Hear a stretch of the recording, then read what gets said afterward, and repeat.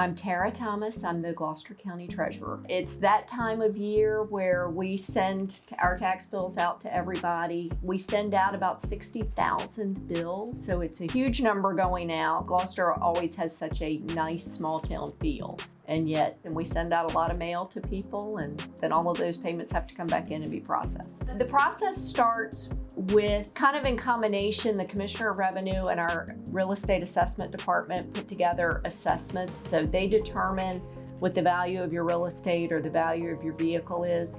And then the Board of Supervisors actually sets the tax rate. Once they finalize everything, they turn that over to us, and then we have to run our processes. We have a lot of people that prepay their taxes, believe it or not. So all of those prepayments have to be posted against those bills before they ever get generated. It's always feels very good when we know we've gotten to that point, because we want to give people the most time we can for them to pay the bill. Legally, bills have to be mailed out 2 weeks ahead of the due date, and nobody thinks that's enough time. So we try to shoot for 30 days ahead of the due date, but because we're dependent upon the other offices to get that information to us, they're dependent upon other factors. So it all works together that we end up with a very short window to try to get the bills out so that people have the most time. The bills were actually mailed this past Wednesday, May 31st. They started arriving in mailboxes on June 1st. And they are due June 30th. And the important thing to note is that they have to be received in the office or postmarked by June 30th.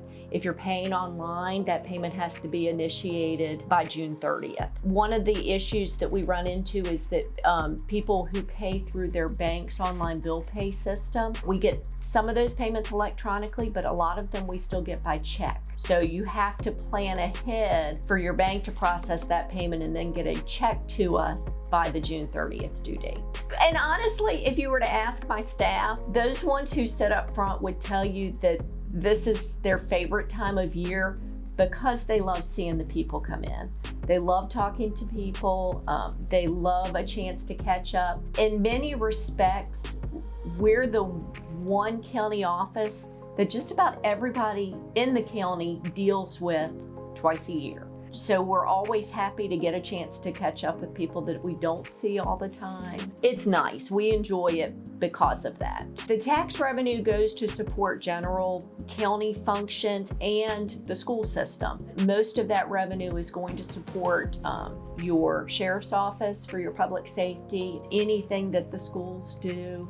It goes to support parks and rec, tourism, the libraries, anything that you can think of that has to do with county government or the school system.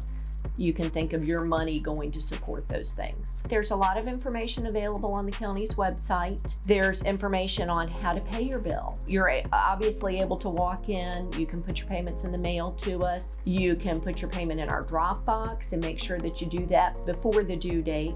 But you're also able to pay online. There is a 2.5% fee to pay by credit card, which is the same fee as you pay if you come in office to pay by credit card. And if you're paying online through our website, you can pay by electronic check and there's no fee for that. The only thing that we do ask is when you're making those online payments, make one payment per bill that you're paying. We generally tell people if you haven't received your bill by the middle of June, so about 2 weeks before the due date, if you haven't received it by then, certainly reach out to the treasurer's office. We can email those bills to you. You're always welcome to come in and see us. Even without the bill, we can find your information and you can pay.